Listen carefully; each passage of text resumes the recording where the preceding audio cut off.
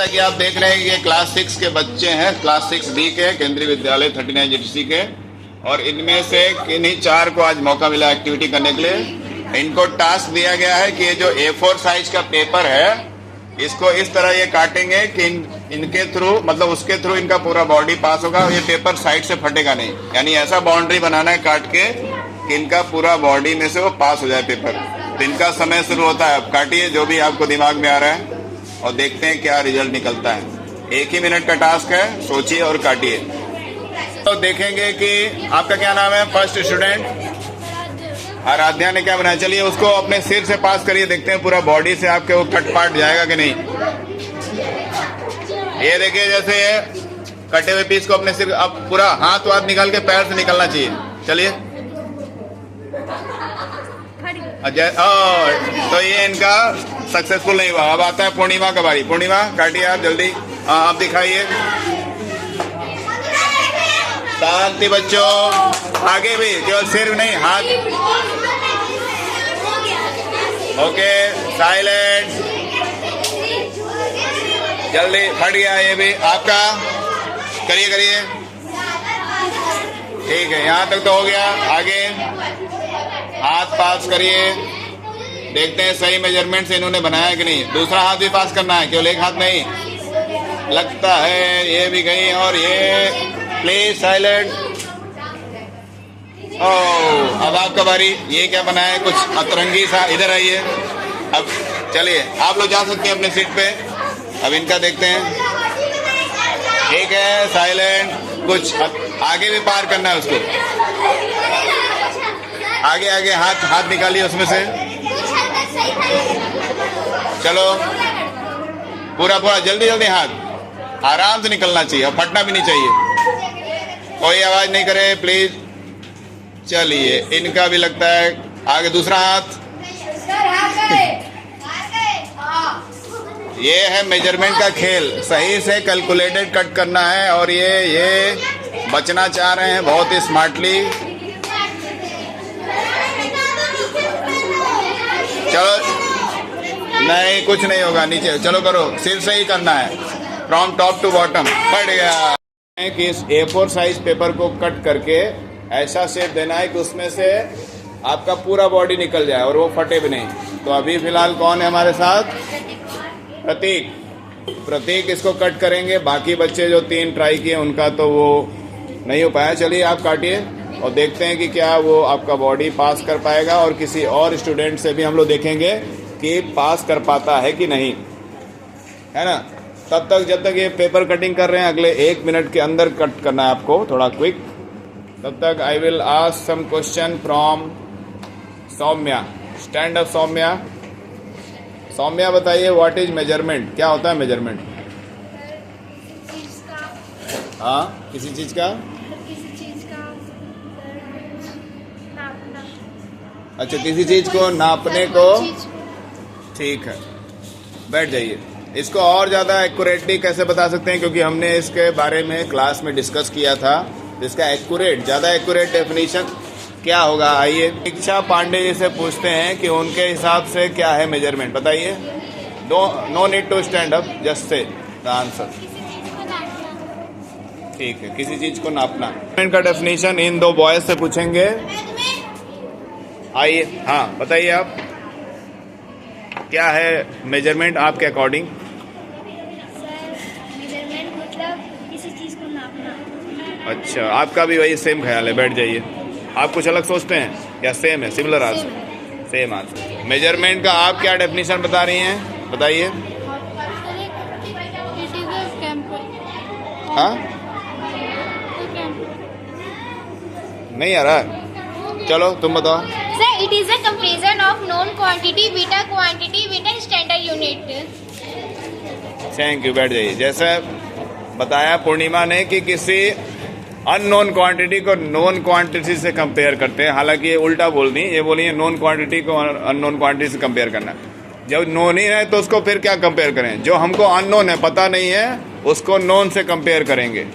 जैसे कि हम लोग मार्केट में सब्जी वगैरह कुछ भी लेने जाते हैं या कपड़ा लेने जाते हैं। सब्जी लेना है तो बटखरा होता है, वेट होता है, तो वेट हमारा नोन है और सब्जी हमारा अननोन है। उस बटखरे के बराबर जब सब्जी वाला सब्जी रखता है तब वो मेजरमेंट कंप्लीट होता है और हमको एक डिजायर्ड वैल्यू सब्जी का मिलता है कि 100 ग्राम है कि 1 kg है। ओके, तो अब हम लोग चलते हैं उस स्टूडेंट के पास और देखते हैं क्या कटिंग किया। अच्छा, तो ये काफ़ी लंबा लग रहा है पेज, कैसे काटा आपने? अब देखते हैं क्या इस पेज के पीस से इनका बॉडी या कई बच्चों का बॉडी पास हो पाता है बिना टी के। ये हमारे सामने कौन है? प्रतीक कुमार है और ये एक A4 साइज पेपर को काट रहे थे और काटने के बाद उनको टास्क दिया गया था कि इस तरह का मेजर करके काटें कि उससे एक पूरा बॉडी से पास हो जाए, वो फटे ना। तो चलिए, इन्होंने काट तो दिया, अब देखते हैं कि इनके बॉडी से पास होता है कि नहीं या फट जाता है। तो बड़ी आसानी से जा रहा है, जबकि पिछले 3 स्टूडेंट का नहीं हुआ था। अब देख रहे हैं क्लास 6B के 3 स्टूडेंट, स्वास्तिका, सुदीक्षा और पूर्णिमा, आज एक एक्टिविटी करने वाले हैं। हम लोग देख रहे हैं हमारे सामने 3 बॉटल है, वाटर बॉटल स्टूडेंट्स के। आज ये इनका कर्व सरफेस लेंथ क्या कह सकते हैं, इसका मोटाई पता करेंगे कितने थिक हैं ये बॉटल। अब चूंकि ये होते हैं बॉटल कर्व, तो स्केल से तो ये मेजर नहीं होंगे क्योंकि स्केल होता है सीधा, और अगर मेजर करने जाएंगे तो स्केल टूट जाएगा। तो इसका तरीका है, मैं बुलाऊंगा सुदीक्षा को कि वो ये प्लास्टिक वाले बॉटल का थिकनेस मेजर करें और उनकी सहायता करेंगी बाकी एक स्टूडेंट, और 3rd स्टूडेंट जैसा ये मेजर करके बताएंगे वो लिखेंगी बोर्ड पर थिकनेस लपेट कर जी, और ध्यान से वो एंड याद रखना है। तो यहाँ पे सुदीक्षा वायर की हेल्प से, वायर हमारे पास है न कि थ्रेड, उसकी हेल्प से बॉटल की मोटाई को या उसके कर्व्ड आउटर एरिया को, लेंथ को नाप रही हैं। कितना आया उसको स्केल पे रखकर मेजर करिए ध्यान से, 0 पॉइंटर से हमेशा 0 पॉइंट पर रख करके उसको सीधा करिए वायर को। दूसरा स्टूडेंट थोड़ा हेल्प करे, 20 सेंटीमीटर, 21 ध्यान से 21 पे आ रहा है, 21 सेंटीमीटर आया इस बॉटल का मोटाई। ये है बॉटल या इसका कर्व लेंथ जो इसके साइड से हमने रैप करके निकाला। अगला नंबर है पूर्णिमा का, जो ब्लू बॉटल का निकालेंगी कर्व लेंथ। और आपका समय शुरू होता है अब, जल्दी इधर आ जाइए पूर्णिमा। और जब भी किसी भी कर्व सरफेस को नापना है तो थ्रेड का यूज करना है या फिर मेजरिंग टेप है तो वो फिर से एक बार करिए, मैंने वीडियो में नोट नहीं किया। जब भी कर्व सरफेस को नापना है तो जो थ्रेड होगा या रस्सी होगा वो एकदम टाइट होना चाहिए, लूज नहीं तो उससे अलग लेंथ आएगा। एक एंड एकदम रहे और दूसरा एंड उसके एकदम पास में रहे। उसको पॉइंट को पकड़ लीजिए, फिर स्केल पे रख करके देखिए कि कितना आ रहा है।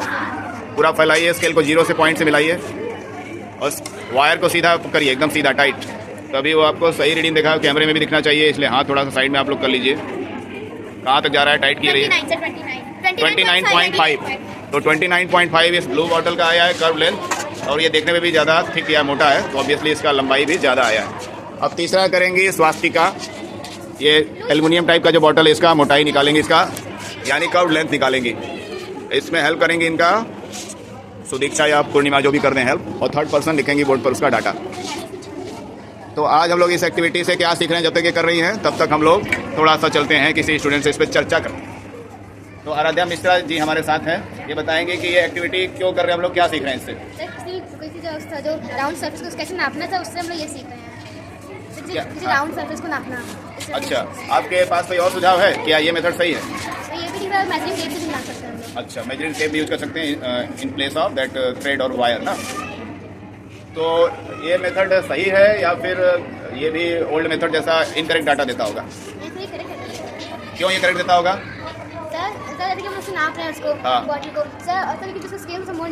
स्केल से कंपेयर करके उसको फाइनलाइज कर रहे हैं, और स्केल हमारा क्या होता है, स्टैंडर्ड मेजरिंग टूल।